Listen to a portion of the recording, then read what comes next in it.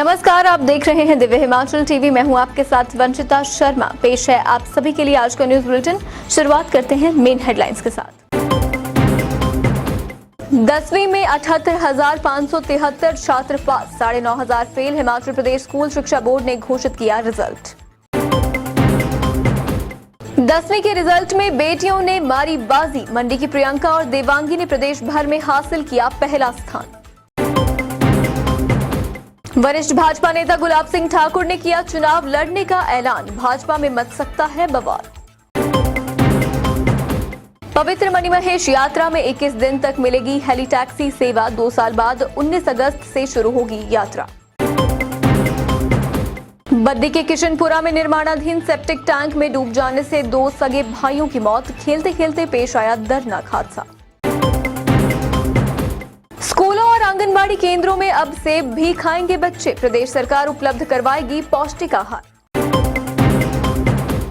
अग्निवीर बनने के लिए तैयार हो जाएं हिमाचल के नौजवान। मंडी और रामपुर में होगी भर्ती। खत्म हुआ मॉनसून का इंतजार। झमाझम बारिश के साथ हिमाचल में उतरी बरसात। उफान पर नदी नाले। अब समाचार विस्तार से। हिमाचल प्रदेश स्कूल शिक्षा बोर्ड ने बुधवार को 10वीं कक्षा का परीक्षा परिणाम घोषित कर दिया। इस बार रिजल्ट 87.05% रहा। नई शिक्षा नीति के तहत 2 टर्म के आधार पर घोषित 10वीं का परिणाम पहली बार 87.05% पर पहुंचा है। इससे पहले ये आंकड़ा 60 से 68% तक ही रहता था। राज्य भर में 10वीं की परीक्षा में कुल 90,375 छात्र बैठे थे, जिसमें से 78,573 पास हुए हैं, जबकि 9,571 छात्र फेल हुए हैं। वहीं 1,409 छात्रों को कंपार्टमेंट आई है। परीक्षा परिणाम में एक बार फिर टॉप 10 में बेटियों का दबदबा रहा है। पहले 10 स्थान में 77 छात्र छात्राओं ने जगह बनाई है, जिनमें से 67 लड़कियां जबकि महज 10 लड़के ही शामिल हैं। टॉप 10 में 66 छात्र निजी स्कूलों के हैं, जबकि 11 छात्र सरकारी स्कूलों के भी जगह बनाने में कामयाब रहे हैं।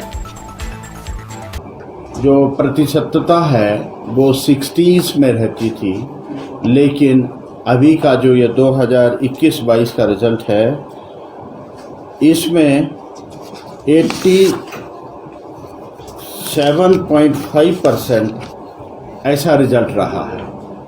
तो बहुत ही बेहतर रिजल्ट अभी आया है। कुल कैंडिडेट जो उपस्थित थे 90,375 और उत्तीर्ण हुए छात्र छात्राएं हैं 78,573। 9,571 विद्यार्थी फेल हुए हैं। 1,409 विद्यार्थी जो है कंपार्टमेंट में लिए गए। 10वीं के परीक्षा परिणाम में एक बार फिर बेटियां 21 साबित हुई हैं। सबसे बड़ी बात यह है कि पहला स्थान 2 बच्चों ने झटका है और दोनों ही एक जिला से हैं। स्कूल शिक्षा बोर्ड द्वारा घोषित 10वीं के रिजल्ट में जिला मंडी ने सरस्वती विद्या मंदिर तत्तापानी की छात्रा प्रियंका और एंग्लो संस्कृत स्कूल मंडी की देवांगी शर्मा ने प्रदेश भर में पहला स्थान हासिल किया है। दोनों ने 700 में से 693 अंक लेकर ये मुकाम हासिल किया है। मुझे बहुत अच्छा लग रहा है। मेरे माता पिता, अध्यापकों और रिश्तेदार, जितने भी जान पहचान के लोग और सहपाठी, सभी ने मेरा बहुत सहयोग किया है।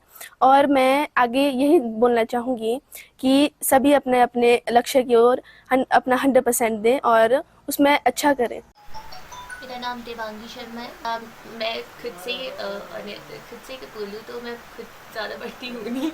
जितना मैं पढ़ती हूँ उतना पूरा मन लगा के डिटरमिन्ड होकर पढ़ती हूँ। बाकी मेरा मन नहीं होता है तो मैं खुद नहीं पढ़ती हूँ। बाकी हाँ, यही इसका श्रेय मैं बेसिकली अपनी मदर को देना चाहती हूँ। वो मेरी सपोर्ट सिस्टम है। मेरी दादी माँ, वो भी मेरे को बचपन से पढ़ाते हैं, और मेरी बड़ी सिस्टर, वो भी मेरी काफ़ी, मतलब कभी मुझे उन्होंने स्पून फीड तो नहीं किया। मैंने आज तक अपना सब काम खुद ही किया है। बिलासपुर जिला की सरस्वती विद्या मंदिर स्कूल हटवाड़ के छात्र आदित्य सांख्यान ने 692 अंक लेकर प्रदेश भर में दूसरा स्थान प्राप्त किया है। मैंने बोर्ड की परीक्षा में 692 अंक प्राप्त किए हैं और मेरा बोर्ड में द्वितीय स्थान आया है। और मैं बड़े होकर जज बनना चाहता हूँ। जबकि मेरिट में तीसरे स्थान पर सरस्वती विद्या मंदिर स्कूल माहिन गोपालपुर जिला मंडी की छात्रा अंशुल तथा ऊना के MML पब्लिक स्कूल जलग्रां की सिया ठाकुर है। परीक्षा में बैठी 43,351 छात्राओं में से 39,027 पास हुई हैं। हिमाचल की सियासी हवाओं ने एक बार फिर रुख बदला है और इस बार राजनीतिक हलचल जोगिंद्रनगर से आई है। आइए जानते हैं पूरी खबर। वरिष्ठ भाजपा नेता और पूर्व मंत्री गुलाब सिंह ठाकुर ने इसी वर्ष होने वाले विधानसभा चुनाव में कूदने की तैयारी कर ली है। उन्होंने बाकायदा एक बयान जारी कर चुनाव लड़ने की बात कही है। गुलाब सिंह ने कहा है कि जनता का आशीर्वाद रहा तो वे इलेक्शन लड़ेंगे। उन्होंने कहा कि मेरे लिए चुनाव कोई नया नहीं है और वे पहले भी कई इलेक्शन लड़ चुके हैं जिसमें उन्होंने 7 बार जीत दर्ज की है। कार्यकर्ताओं ने मेहनत की है और जब वक्त आएगा तो वे जोश के साथ काम करेंगे। खैर, उनके इस बयान से बवाल बढ़ने के आसार हैं क्योंकि जोगिंद्रनगर से मौजूदा विधायक प्रकाश राणा ने हाल ही में भाजपा की सदस्यता ग्रहण की है। ऐसे में अब गुलाब सिंह के चुनाव लड़ने के ऐलान से पार्टी में जरूर घमासान मच सकता है।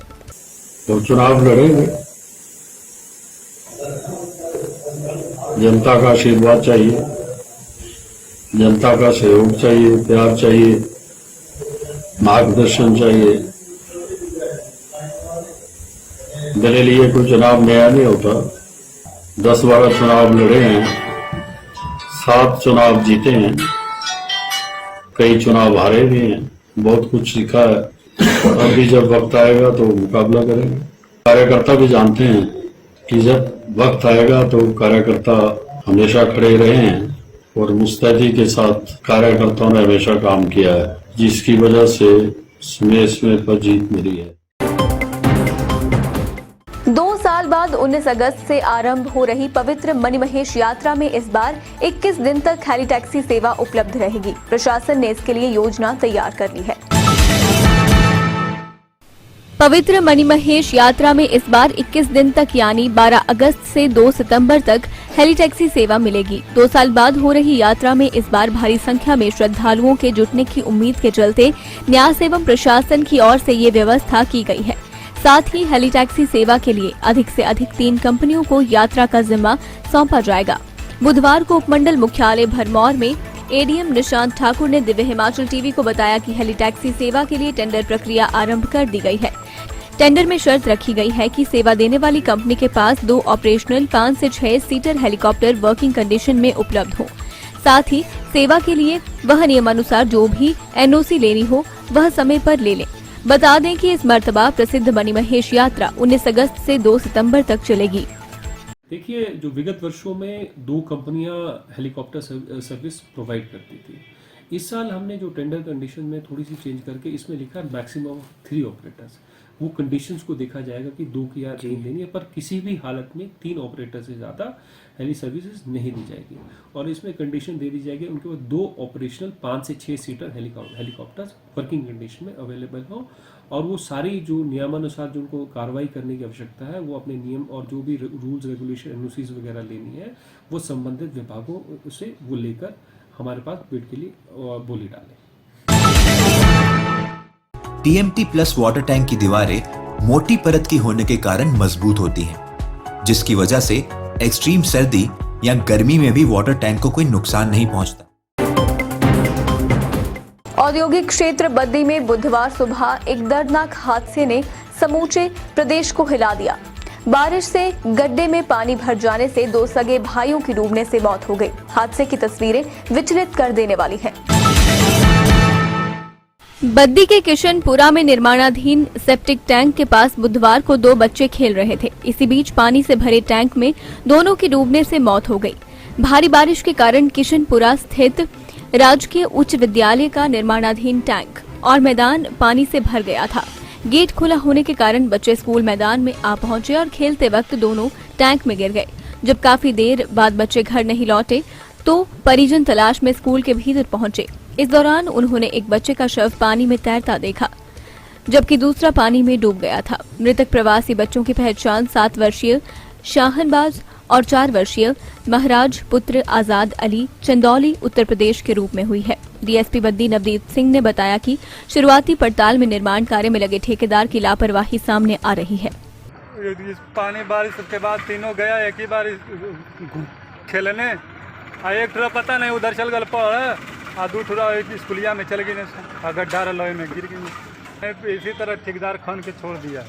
उन्होंने ये खिलैका आया दौड़ल दौड़ल कर अंकल जी तार लैकवा कहलिए कि कहाँ तो चप्पल में पनिया में हुआ। हम कहलिए अरे हमारे लैकवा का नहीं नहरे, तो गई दौड़ल दौड़ल तो एकदम नीचे बड़ा सन पता नहीं चलल बा। हम कहलिए हम डूब कूद के निकाले जाते, तो कहना सुन नहीं पुलिस केस है, पुलिस निकाली। कारण क्या, ये आईटीसी वालों ने ठेकेदार के पास काम दिया हुआ है, वो काम करवा रही है डेली, तो वो काम चलो। आज का स्कूल में छुट्टियां चली हुई है, तो बच्चों को जो है घर के लिए काम दिया हुआ है। बच्चे स्कूल में अपनी मर्जी से आते हैं, बाकी हम नहीं बुलाते किसी को। बाकी उसके मुताबिक तो आज मुझे भी जानकारी मिली दूरभाष के द्वारा कि आपके स्कूल में ऐसे ऐसे 2 बच्चों की डेथ हो गई। बरसात के कारण जो है पानी से खड्डा भर गया, अचानक उसमें बच्चे डूबने से उनकी मृत्यु हो गई। कितने बजे की बात है सर? ये मुझे नहीं पता इसके बारे में, मेरे को तो फ़ोन किया था 12 बजे के बाद जी। उससे पहले जो पुलिस वाले जो है बच्चों को निकाल कर ले गए वहाँ से। तो फिर जब भी मुझे जानकारी मिली तब उसी के मुताबिक मैं स्कूल में आ गया। सोलन में पैसों के लेन देन का एक सनसनीखेज मामला सामने आया है। एक एमवीआई और दलाल को विजिलेंस ने होटल में रंगे हाथ दबोचा है। दाड़ला घाट के एक होटल में मोटर व्हीकल इंस्पेक्टर को विजिलेंस ने कैश गिनते हुए रंगे हाथ पकड़ा है। मंगलवार देर रात स्टेट विजिलेंस सहित सोलन की टीम ने होटल बाघल में दबिश दी। इस दौरान टीम ने सोलन के एमवीआई सहित दलाल से करीब 5.68 लाख रुपए बरामद किए हैं। जिस वक्त विजिलेंस ने रेड डाली उस समय दोनों पैसे गिन रहे थे। SP state vigilance Anjum Ara ने मामले की पुष्टि की है। उधर आरोपी को कोर्ट ने 3 दिन के पुलिस रिमांड पर भेज दिया है। स्कूल और आंगनबाड़ी केंद्रों में अब तक खिचड़ी और बिस्किट खा रहे बच्चों को अब सेब भी मिलेगा। प्रदेश सरकार ने इसके लिए प्लान बना लिया है।